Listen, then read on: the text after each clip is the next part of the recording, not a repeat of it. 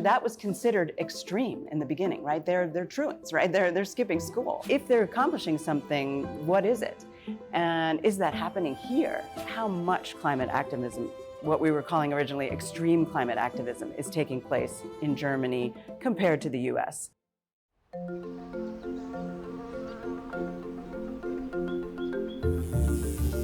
Just blocks from the White House, there's a beautiful greenhouse. Sunlight and warm air nurture plants and research about plant evolution, bees and caterpillars, butterfly genetics, the effects of a changing climate. This is a place of growth and discovery. And welcome to the Greenhouse. I'm Frank Sesno, and I'm lucky enough to lead the George Washington University Alliance for a Sustainable Future. It's a dynamic hub of collaboration, research, and teaching. And for some homegrown insight as to where we are and where we're going, we gather here at the Greenhouse.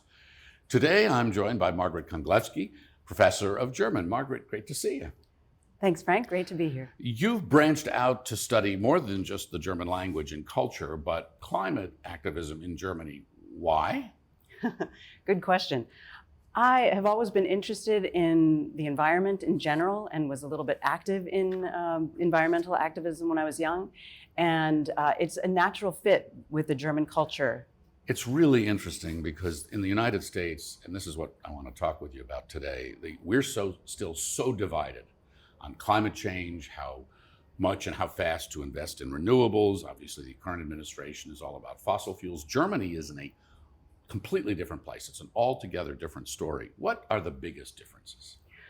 Well, on the larger scale, they have a Green Party to begin with in their political system, right? A successful one, not a fringe one, but one that's powerful one. Powerful one, exactly. Has already been part of a federal coalition several times. So that's a huge power in terms of the political side of things.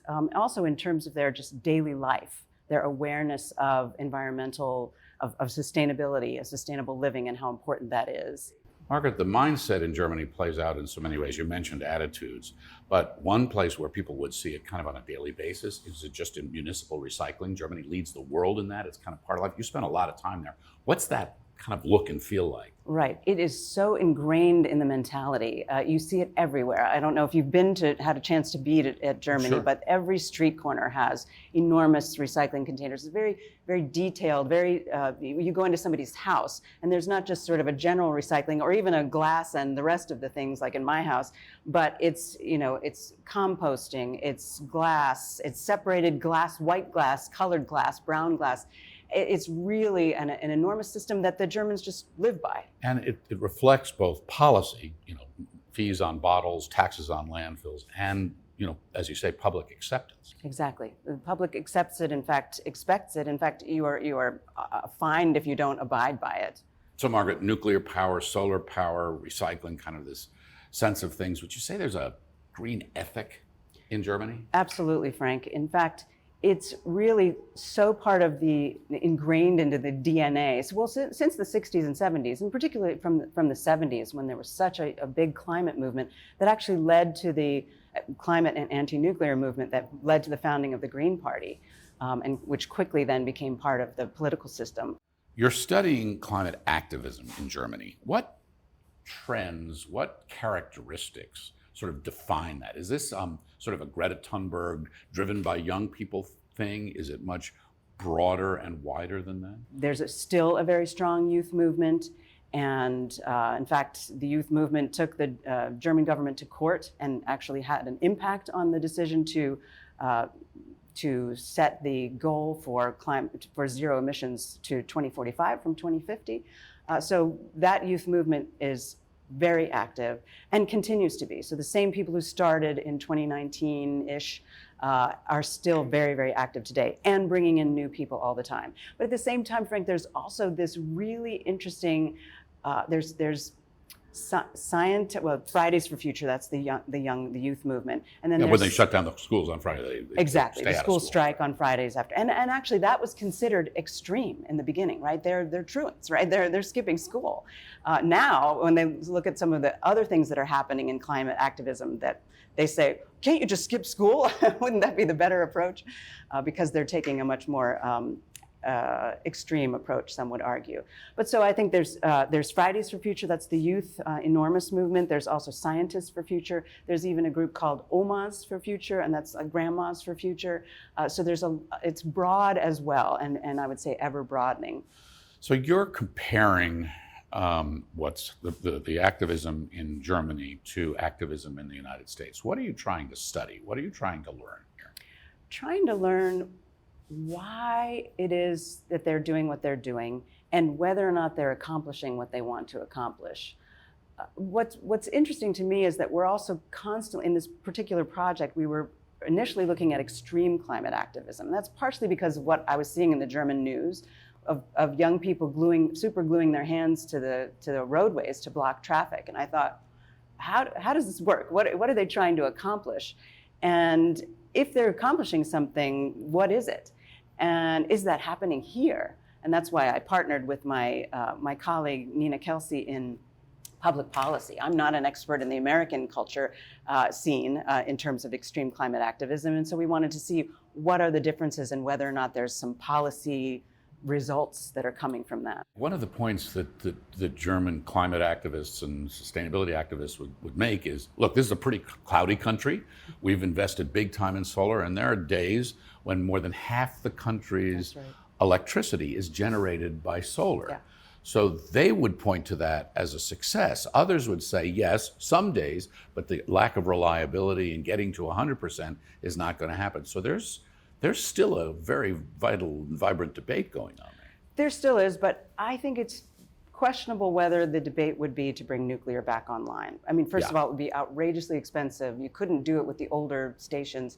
And I mean, there hasn't been a new nuclear plant built in Germany since 1989. And that was before they decided to shut down all of the nuclear. So they would have to start from scratch. That's not a cheap undertaking. No, but a consequence of this was that when Russia invaded Ukraine and Europe turned off the pipelines from Russia, Germany actually had to resort to some more coal to generate power. That's exactly right. Hang on a second here. What seemed like this perfect mix was very dependent on natural gas flowing from Russia, which isn't a reliable source.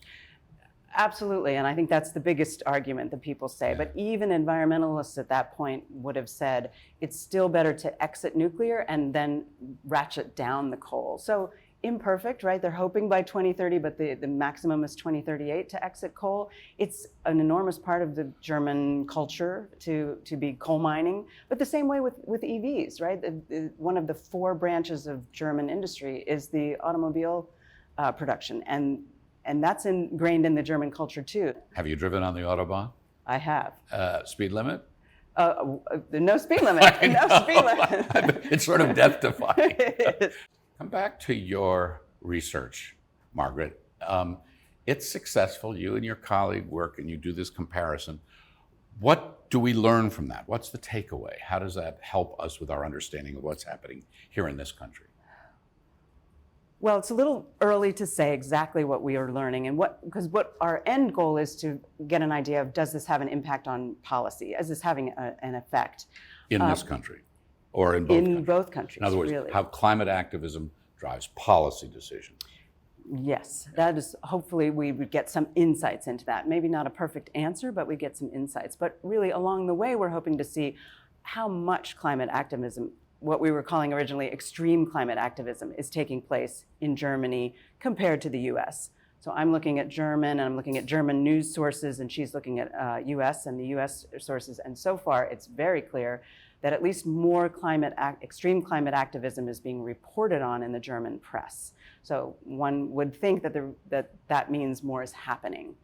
Margaret, what's your personal origin story here? Why are you so interested in this? Well, for a number of reasons. I've always been interested in the environment and nature. My personal hobbies are things like hiking. I do a little bit of gardening, and this is not bad. This is not your personal garden. This is not my personal garden, not by a long shot. But also, Frank, once I got into German, it was a natural fit to look at the environment. I've been so lucky at GW to have connections across disciplines, particularly in the business school. I have a wonderful colleague, Anna Helm, in the business school, who has been early on working in the area of sustainable business. And because I teach a business German course, I thought, I'm not really an expert in business, but I want the language to apply to what students will be doing in the future, and kind of everything relates to business. And to me, that means also making it relate to what I'm interested in so that I can actually give some good content to students while they're learning the language. And it's a natural fit between German and green business. And you take students to Germany for this. So this is such a great way to bring the language and the culture to life with what's actually happening. Absolutely. And again, that's a partnership with my colleague Anna Helm in the business school, where we took 2 classes, cross-listed them so that our students would be working together across international business and German language and culture. Professor Margaret Gonglewski, Professor of German, George Washington University, thanks so much for the conversation today. Thanks for having me, Frank. Work was I enjoyed really it. interesting. Look forward to it.